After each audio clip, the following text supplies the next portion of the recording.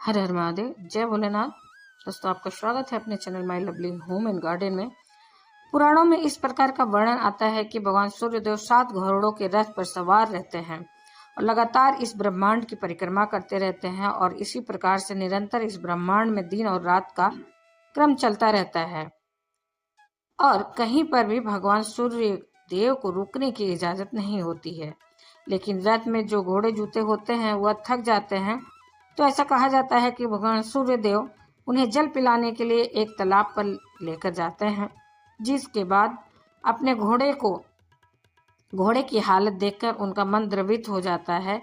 लेकिन रुक तो वह फिर भी नहीं सकते थे, क्योंकि इस धरती का जो ब्रह्मांड का क्रम है वह सूर्यदेव के रुकते ही रुक जाएगा। ऐसे में तालाब के किनारे जो खर होते हैं, मतलब कि गधे, उन्हें ही भगवान सूर्यदेव अपने रथ में जोत लेते हैं और अपने 7 घोड़ों को तालाब के किनारे आराम करने के लिए और पानी पीने के लिए छोड़ देते हैं। अब क्योंकि गधों की गति धीमी होती है, घोड़े की तरह वो चल नहीं सकते हैं, इसलिए सूर्यदेव की रफ्तार भी धीमी हो जाती है। तो जैसे तैसे सूर्यदेव इस प्रकार से 1 मास का क्रम पूरा करते हैं और वापस से घोड़े जब भगवान सूर्यदेव की रथ में आते हैं तो फिर से रफ्तार अपना भगवान सूर्यदेव की तेज हो जाती है और ब्रह्मांड का क्रम फिर से उसी प्रकार से चलता रहता है। और खर के साथ जो भगवान सूर्यदेव की 1 मास की यात्रा होती है, परिक्रमा होती है, इस 1 मास के समय को खर मास कहा जाता है। तो खर मास में किसी भी प्रकार का शुभ और मांगलिक कार्य नहीं करना चाहिए। तो आज की वीडियो में आप जानेंगे कि 2024 में कब से प्रारंभ होगा और कब समाप्त होगा खर मास, और आपको कौन से कार्य करने चाहिए और कौन से कार्य नहीं करने चाहिए, कौन से कार्य करने से आपको लाभ होगा और कौन से कार्य करने से आपको नुकसान हो सकता है। सारी जानकारी आपको आज की वीडियो में शेयर करने वाली हूँ, तो बहुत ही महत्वपूर्ण है। आज की वीडियो पूरा जरूर देख लीजिए। वीडियो अच्छी लगे तो इसे लाइक भी ज़रूर कीजिए, क्योंकि आपके लाइक्स, आपके कमेंट्स मेरे लिए बहुत ही महत्वपूर्ण होते हैं। यह एकमात्र जरिया है जिनसे मुझे पता चलता है कि आपको ये वीडियो अच्छी लगती है और आपके लिए ये वीडियो उपयोगी है। अगर वीडियो अच्छी लगे तो लाइक तो ज़रूर ही किया कीजिए। दोस्तों, गुरुदेव बृहस्पति की राशि में जब भगवान सूर्यदेव प्रवेश करते हैं तो ऐसे समय में कई कार्य हैं जो वर्जित हो जाते हैं। धनु और मीन राशि में गुरुदेव बृहस्पति की राशियां हैं और इस प्रकार से वर्ष भर में 2 बार सूर्यदेव का संचरण होता है इन राशियों में, और 2 बार वर्ष भर में खर मास लगता है। ऐसे में जो मांगलिक कार्य होते हैं, जैसे कि विवाह, जनेऊ, गृह प्रवेश, मुंडन या फिर घर बनवाने का प्रारंभ करना चाहते हैं तो और जैसे कि भूमि पूजन करना होता है जो घर बनाने के समय, तो आपको इस समय में मतलब खर मास में नहीं करना चाहिए। तो या तो आप खर मास से पहले प्रारंभ कर लीजिए या फिर खर मास के बाद कीजिए। मकर संक्रांति के दिन खर मास उतर जाता है, फिर इसके बाद सभी शुभ और मांगलिक कार्य प्रारंभ हो जाते हैं। ठीक है, तो इतने समय तक ये लगभग 1 महीने का समय होता है, जिस समय में आपको कोई भी शुभ कार्य करने से बचना चाहिए। और जैसे पहली बार मायके से ससुराल जाना या फिर ससुराल से मायके जाना होता है, तो यह कार्य भी आपको खर मास में नहीं करना चाहिए। अगर आप कई बार आ जा चुके हैं तो तब तो आप जा सकते हैं, कोई दिक्कत नहीं है। लेकिन अगर आप पहली बार जाते हैं तो शुभ मुहूर्त देखकर ही विदाई की जाती है और खर मास के समय को शुभ समय नहीं माना जाता है। इस समय में गुरुदेव बृहस्पति और सूर्य दोनों की स्थिति कमजोर होती है।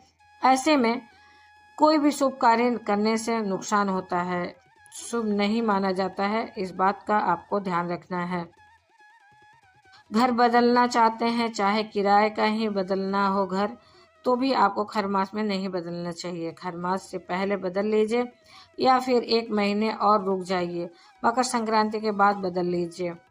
जैसे कि कई लोगों के प्रश्न आते हैं कि हमने इसी समय में घर बदलना है तो क्या करें। तो ऐसे में अपनी कोई भी सामग्री, मतलब चाहे आप कुछ कपड़े या फिर कुछ खाने पीने की चीज़ें, कुछ सामान अपना कुछ दिन पहले, 1-2 दिन पहले से ले जाकर रख दीजिए और इसके बाद से आप बीच में भी घर बदल सकते हैं, खर मास में भी जा सकते हैं। लेकिन खरमास से पहले आपको कोई ना कोई सामग्री उस घर में चली जानी चाहिए, आपकी कोई भी वस्तु। एक और चीज़, खरमास में कोई भी नया व्रत आप लोग जरूर जो करना चाहते होंगे शुरू मत कीजिएगा। मतलब पहले से जो व्रत कर रहे हैं तो उसी प्रकार से आप करते रहें। कोई नया व्रत अगर शुरू करना चाहते हैं तो इस समय में नहीं करना है। कोई व्रत कर रहे हैं तो आप उद्यापन करना है तो पूरा हो गया है। अगर व्रत तो आप उद्यापन कर सकते हैं, कोई दिक्कत नहीं है, लेकिन नया उठा नहीं सकते हैं। जैसे अघन मास का जो गुरुवार का व्रत कर रहे हैं, उनके व्रत का उद्यापन तो इसी समय में आएगा, तो आप बिल्कुल कर सकते हैं। और अगर कोई नॉर्मली व्रत कर रहे हैं सोमवार का या फिर गुरुवार का, तो जो कि आप पहले से करते हुए आ रहे हैं और अघन मास का नहीं है ये व्रत, तो आप चाहें तो खरमास बीत जाए तब भी आप उद्यापन कर सकते हैं। 2-4 व्रत अगर ज़्यादा हो जाएगा तो इससे आपको फायदा ही होगा, कोई नुकसान नहीं होगा। अब आपका अगला प्रश्न आता है कि क्या इस समय में हम नया वस्त्र खरीद सकते हैं। देखिए, अभी सर्दियों का समय है तो इस समय में नए वस्त्र खरीदे ही जाते हैं। स्वेटर खरीदने हो आपको या फिर जैकेट खरीदनी हो तो बिल्कुल आप खरीद सकते हैं। ऐसा नहीं है कि आप नए वस्त्र नहीं खरीद सकते हैं, लेकिन अगर आपके यहाँ कोई मांगलिक कार्य है जैसे कि शादी विवाह इत्यादि है और आप विवाह की खरीदारी करना चाहते हैं और दूल्हे दुल्हन के लिए कोई चीज़ खरीदना चाहते हैं, तो ऐसे में आपको खरीदारी का प्रारंभ इस समय नहीं करना चाहिए। अगर आपने पहले से खरीदारी प्रारंभ कर दी है तो अत्यंत ही श्रेष्ठ है और फिर बीच में आप खरीदारी कर सकते हैं। बाकी नॉर्मली खरीदारी जैसे कि किसी के लिए भी कपड़े खरीदने हो आप बिल्कुल खरीद सकते हैं, कोई दिक्कत नहीं है। सिर्फ इतना ही ध्यान रखना है कि जिस जोड़े का विवाह हो रहा है उनके लिए खरीदारी का प्रारंभ हमें इस समय नहीं करना चाहिए, इससे पहले कर लीजिए, फिर बीच में आप कर सकते हैं, कोई दिक्कत नहीं है। अगला आपका प्रश्न आता है कि सौभाग्यवती महिलाएं क्या इस समय में सुहाग की सामग्री खरीद सकती हैं, जैसे सिंदूर खरीदना हो, बिंदी खरीदना हो, चूड़ियाँ खरीदनी हो। देखिए, सौभाग्यवती महिलाओं के लिए सुहाग की सामग्री सबसे ज़्यादा शुभ होती है और सबसे ज़्यादा ज़रूरी होती है। तो आप लोगों को पता ही है कि एक महीने खरमास लगने वाला है, तो आप इससे पहले खरीद लीजिए और थोड़ी बहुत चीज़ें प्रयोग कर लीजिए, क्योंकि खरमास में नई बिंदी नई चूड़ियाँ नहीं पहननी चाहिए। सौभाग्यवती महिलाओं को तो खरमास से पहले खरीद लीजिए और थोड़ा बहुत प्रयोग कर लीजिए जिससे कि पुराना हो जाए, और अगर फिर आप उसे उस समय में प्रयोग कर सकते हैं। उसके अलावा खरमास के समय में किसी भी प्रकार की प्रॉपर्टी खरीदनी भी शुभ नहीं माना जाता है। अगर आपको खरीदना है तो पहले से ही टोकन मनी दे दीजिए, फिर आप खरीद सकते हैं। इसके अलावा वाहन खरीदना हो तो भी आप खरमास में मत खरीदिए, खरीदने से बचें। बहुत ज़रूरी ना हो तो खरमास का समय निकाल लीजिए, 1 महीने बाद खरीद लीजिए या फिर पहले खरीद लीजिए। इन चीज़ों का ध्यान इसलिए रखना आवश्यक है क्योंकि वाहन खरीदते समय या फिर घर खरीदते समय, जमीन खरीदते समय शुभ मुहूर्त का ध्यान अवश्य रखना चाहिए। अब जानते हैं कि खरमास में आपको क्या करना चाहिए। खरमास में पूजा पाठ करना अत्यंत श्रेष्ठ माना जाता है। पूजा पाठ से संबंधित अगर आप कोई चीज़ खरीदते हैं तो इसे बहुत शुभ माना जाता है। धार्मिक ग्रंथ पढ़ना इस समय में अत्यंत श्रेष्ठ माना जाता है। ऐसा कहा जाता है कि इस 1 महीने के समय में अगर आप कोई भी ग्रंथ संपूर्ण कर लेते हैं, मतलब प्रारंभ करते हैं और समापन कर लेते हैं, तो इसका फल बहुत अधिक प्राप्त होता है। खरमास के इन दिनों में भगवान सूर्य देव को जल देने का अत्यंत शुभ फल प्राप्त होता है। कहते हैं कि इस समय जो लोग भगवान सूर्य की पूजा करते हैं, आदित्य हृदय स्तोत्र का पाठ करते हैं और भगवान सूर्य के मंत्रों का जप करते हैं, गायत्री मंत्र का जप करते हैं, उनके जीवन में किसी भी प्रकार की परेशानियां नहीं आती हैं। तो उगते हुए सूर्य को जल देना चाहिए। तांबे के पात्र में जल और रोली डालकर सूर्यदेव को जल दीजिए। परिक्रमा कीजिए। भगवान सूर्यदेव के किसी भी मंत्र का जप आप कर सकते हैं, चाहे तो 108 बार कर सकते हैं या फिर 11, 21 या फिर जैसा आपके पास समय है। इसके अलावा खरमास में बृहस्पति देव की पूजा की जाती है। भगवान बृहस्पति की पूजा से बृहस्पति ग्रह मजबूत हो जाते हैं। अगर आपकी कोई भी परेशानी हो, जैसे कि आर्थिक तंगी से आप परेशान हो या फिर संतान संबंधी संतान प्राप्ति में बाधा हो, संतान को सुख नहीं मिल रहा है या फिर संतान से आपको सुख नहीं मिल रहा है, ऐसी अवस्था में बृहस्पति की पूजा अत्यंत आवश्यक है। दाम्पत्य जीवन में आने वाली परेशानियों से मुक्ति के लिए या फिर शीघ्र विवाह की कामना से ही बृहस्पतिवार के दिन भगवान बृहस्पति देव की पूजा कीजिए। पूजा करने के लिए व्रत रखना आवश्यक नहीं है, बस आपको केले के पौधे में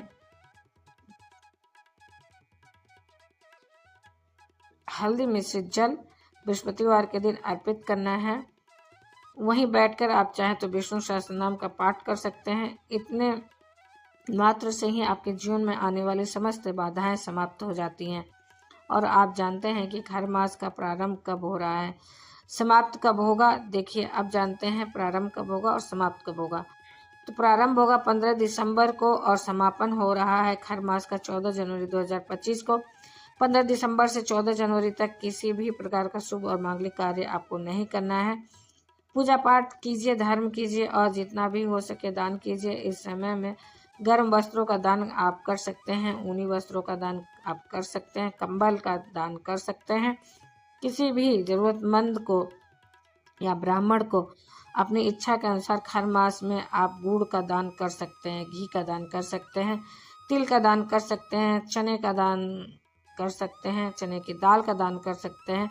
मतलब बृहस्पति और सूर्य से संबंधित जो चीज़ें होती हैं उनका दान इस समय में अवश्य करना चाहिए। इसके अलावा भी चीज़ों का कुछ दान किया जा सकता है, जो भी आपके पास उपलब्ध हो। अपनी इच्छा के अनुसार, अपने सामर्थ्य के अनुसार आप दान कर सकते हैं। यह है आज की वीडियो जिसमें हर मास से संबंधित जानकारी मैंने शेयर की। उम्मीद करती हूँ कि यह वीडियो आपके लिए उपयोगी होगी।